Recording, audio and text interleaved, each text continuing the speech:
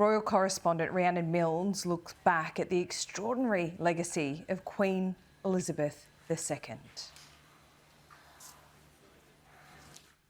Years of wisdom and compassion. What doing? We've been so lucky. Her work ethic, her strong faith, her leadership. There wasn't anything Her Majesty couldn't do.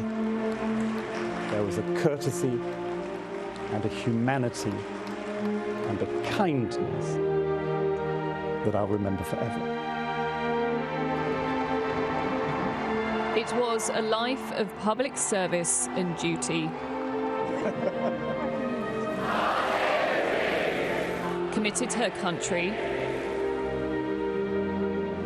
My lords and members of the House of Commons, I pray that the blessing of Almighty God may rest upon your councils.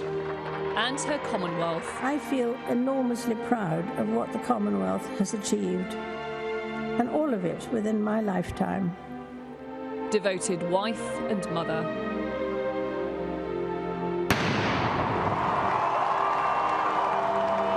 A constant figure of national pride as the world around her witnessed extraordinary change.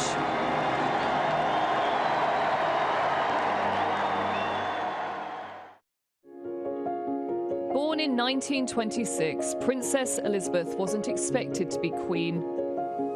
Home videos show it was a happy childhood. In those days, it was such wonderfully unorganised fun because, I mean, we played a game called Catching Happy Days, which involved roaring around the garden at great speed, catching the leaves as they fell off the trees. That kept us happy all day. Her destiny changed with the death of her grandfather and the abdication of her uncle. Her father was now king, and Elizabeth his heir. Her role for life was set, and her approach to it shaped by the Second World War. Clear even in her first broadcast when she was evacuated to Windsor.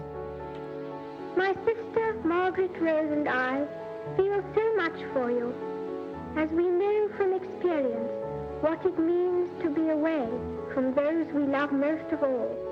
The keep calm, carry on philosophy was absolutely embedded in her, I think. The Princess became a member of the ATS. She joined the Auxiliary Territorial Service as others went off to fight. Lieutenant Mountbatten seems glad to be back at work again. Wartime also sparked the most important relationship of her life. She kept in touch with Prince Philip by writing letters. And in 1947, they got engaged.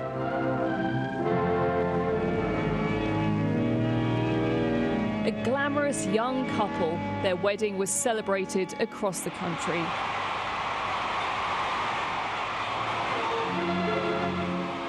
Soon, Prince Charles was born, followed by Princess Anne. They're taking the places of the King and Queen who would have gone but for His Majesty's illness.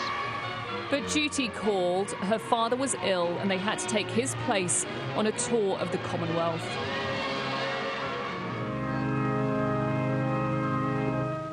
To the stunned heart of London and to the whole Commonwealth came the tragic news from Sandringham of the passing of a beloved sovereign, King George VI.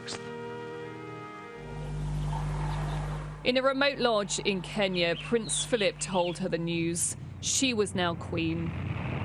All accounts say that she gulped, gathered herself, a grieving daughter, but also now the Queen, in a way that she could never have imagined, and of course in her early 20s at the time.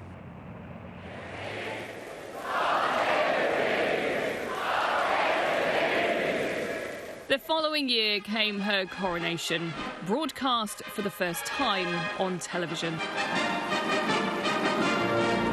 She was very conscious of the fact that she needed to be out there, to be visible, going right back to televising the coronation. Only 26, Queen Elizabeth still had to prove herself to courtiers, politicians and the country. Years later, she described how it felt. In a way, I didn't have an apprenticeship. My father died much too young. It was all a very sudden kind of taking on and making the best job you can.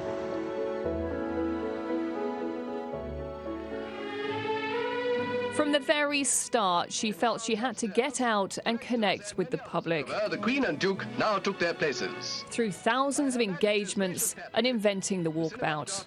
Whether you were the lollipop lady or you know, you were a president or a prime minister of a nation, people become nervous. And it was wonderful to see how Her Majesty would put them at ease. Always calm, even when blanks were fired at Trooping the Colour. The Queen was constantly on duty, with constitutional responsibilities and weekly audiences with her prime ministers. For someone who'd been a little boy in the streets of Durham waving your flag when she drove through in the 1960s, and suddenly there you were prime minister, virtually alone of all the people that you knew anything that you said to her stayed within the room. Always displaying her support for the military. The principle of listening to what she thought Churchill might have done in similar conditions or circumstances to what I found myself in. It was those sort of conversations that I learned a huge amount from and will treasure forever. It's really nice comments, including one from President Biden. Oh, that's very kind. As every day, there were red boxes full of state papers to deal with. Do we think that this is a good idea? Do we know what it's about? She was a wonderful boss. We used to put up a red box every evening, and we knew that she would have been through them and it would be back on our desk the next morning at 8 o'clock. It was extraordinary how she did this day after day throughout her reign. It wasn't just matters at home. As head of the Commonwealth and Queen of other realms,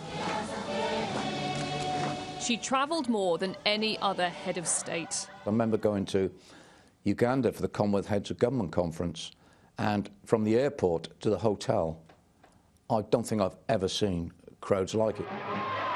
Always conducting her own powerful form of soft diplomacy. I did get a sense how concerned she was sometimes about some of the conflicts, some of the challenges. She can have a personal conversation which, you know, helps to move on some really quite difficult and tricky political moments. I think we haven't kept you waiting. Very nice to see you. Yeah. They melt around her. And I've seen the strongest men just literally sort of become putty in their fingers. They are all in awe of her. Uachtar Royan, agus a coide.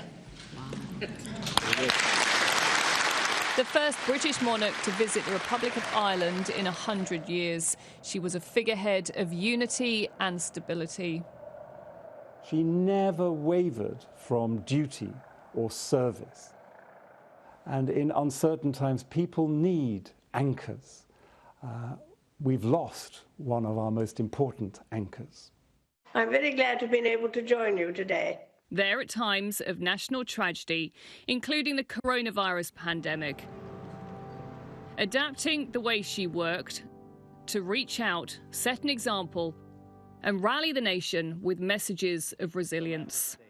We should take comfort that while we may have more still to endure, better days will return. We will be with our friends again. We will be with our families again. We will meet again. Her Majesty is the warrior queen.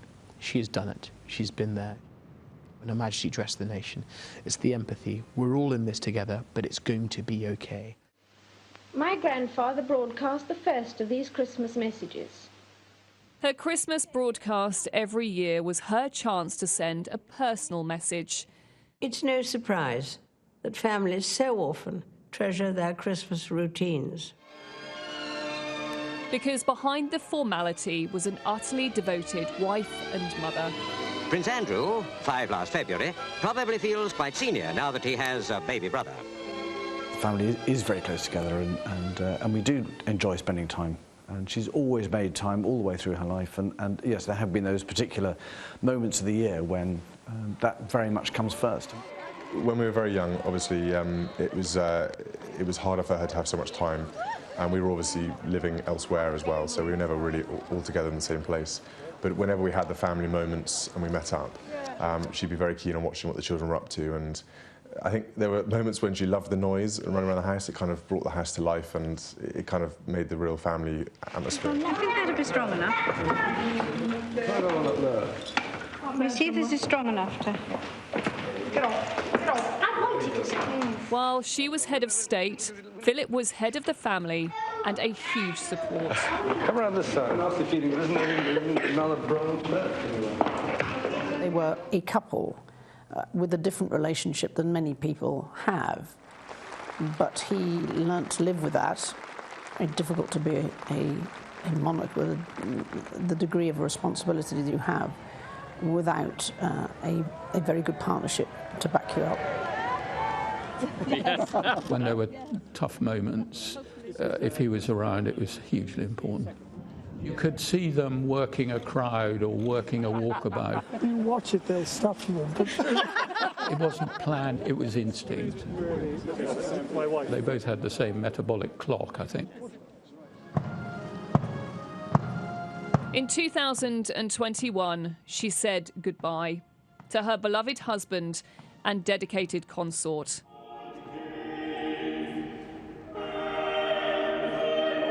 We have been inspired by his unwavering loyalty to our Queen. What you see is courage, but also a complete lack of self-pity. She feels grief, but as she said on one occasion, it's not about me. In a less deferential world, they did weather more difficult times, especially in the 1990s, as her children got divorced and a fire wrecked Windsor Castle. In the words of one of my more sympathetic correspondents, it has turned out to be an annus horribilis. In 1997, Princess Diana died in a car crash. It was a low point for the royal family, as the crowds criticised them for staying in Scotland. Take care of the boys. Take care of the boys, Mum. That's what we've been doing. Sorry? That's what we've been doing. I know you did. The Queen eventually decided to speak.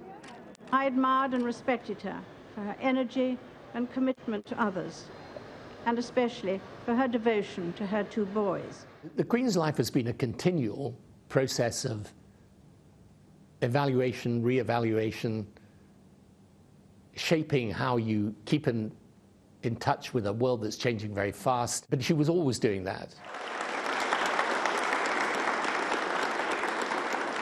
In recent years, the Queen led the monarchy through more turmoil, with the Sussexes leaving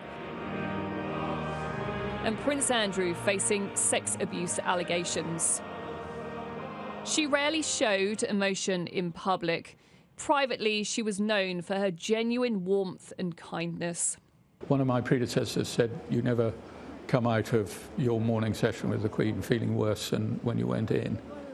She was always worried about you and how you were. That must be quite difficult to do. You know, and how your family were. You stick all these things in. We were up shooting one day up in Balmoral, and the weather changed in the afternoon, so I took my raincoat, wrapped it round, I gave him my scarf and my gloves, and as I walked away, I cheekily took my flat shooting hat off and put it on top of a headscarf. 3 weeks later, she called me into her office, and she'd had this photograph developed and put in a beautiful frame for me, and she said, I thought you'd like to keep this as a souvenir of that very funny afternoon we had up in the hills of Scotland. It's one paw. That's it. She was never happier than when she was with her dogs and watching her horses.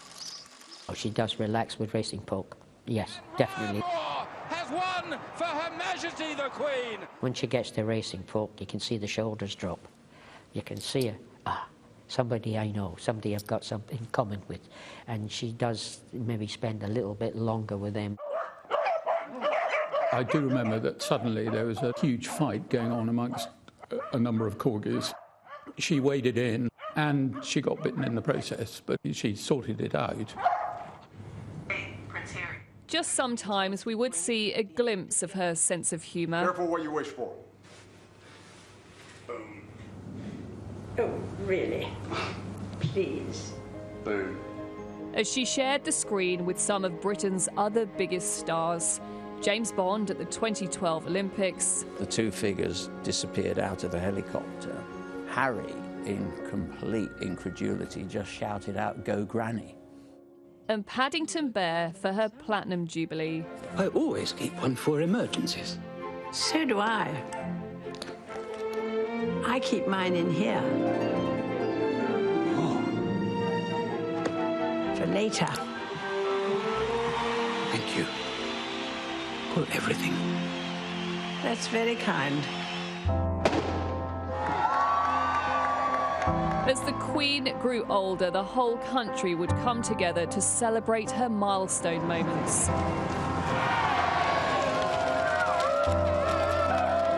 She would go on to become Britain's longest reigning monarch. Inevitably, a long life can pass by many milestones. My own is no exception.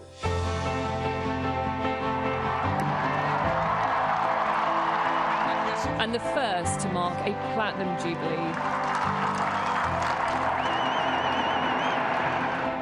Her family increasingly expected to step in to support her.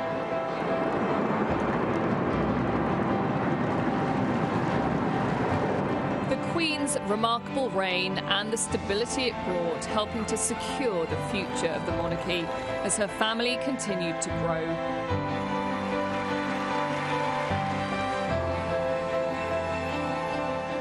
Throughout her life, honouring to the end the pledge she made at just 21.